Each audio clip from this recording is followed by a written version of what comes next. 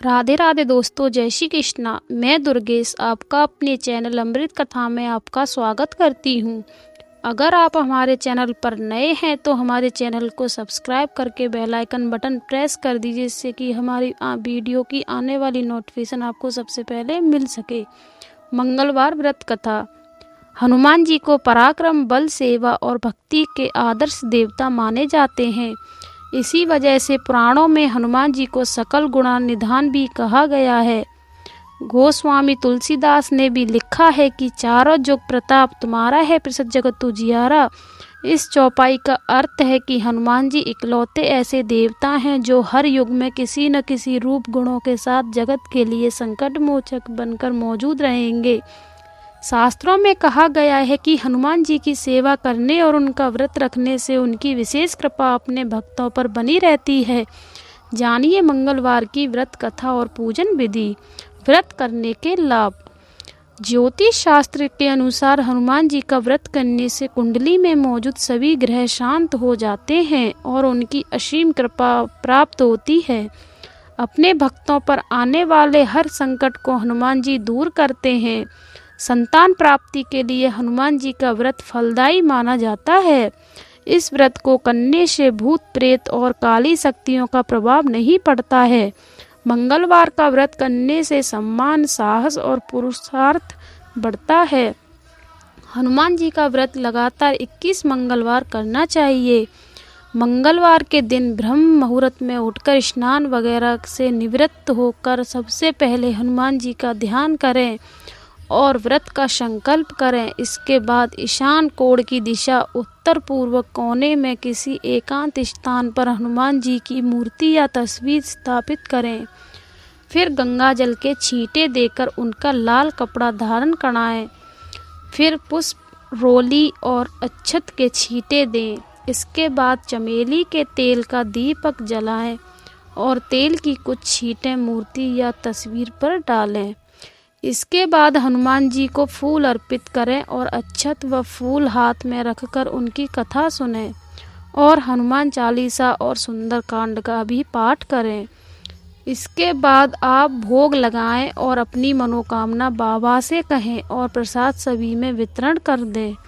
अगर संभव हो सके तो दान जरूर करें। शाम के समय भी हनुमान मंदिर जाकर चमेली के तेल का दीपक जलाएं और सुंदरकांड का पाठ करें और उनकी आरती करें।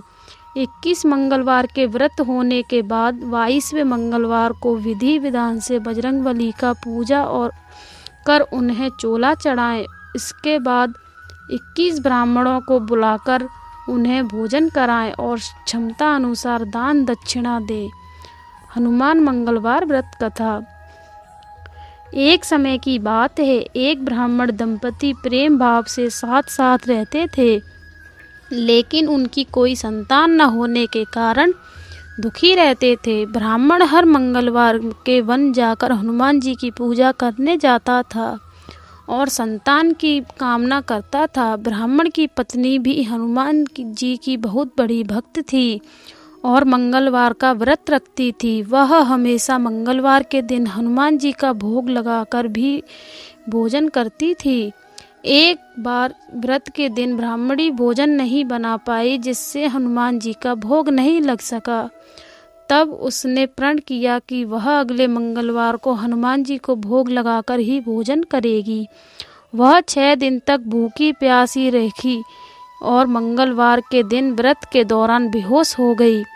ब्राह्मणी की निष्ठा और लगन को देखकर हनुमान जी बहुत प्रसन्न हुए और आशीर्वाद के रूप में एक संतान दी और कहा कि यह तुम्हारी बहुत सेवा करेगा। संतान पाकर ब्राह्मणी बहुत प्रसन्न हुई और उसने बालक का नाम मंगल रखा। कुछ समय बाद जब ब्राह्मण घर आया तो उसे घर में बच्चे की आवाज़ सुनाई दी और अपनी पत्नी से पूछा कि आखिर यह बच्चा कौन है। ब्राह्मणी की पत्नी ने कहा कि हनुमान जी ने व्रत से प्रसन्न होकर अपने आशीर्वाद के रूप में यह संतान हम दोनों को दी है। ब्राह्मण को अपनी पत्नी की इस बात पर विश्वास नहीं हुआ। एक दिन जब ब्राह्मणी घर पर नहीं थी तो ब्राह्मण ने मौका देखकर बच्चे को कुएं में गिरा दिया।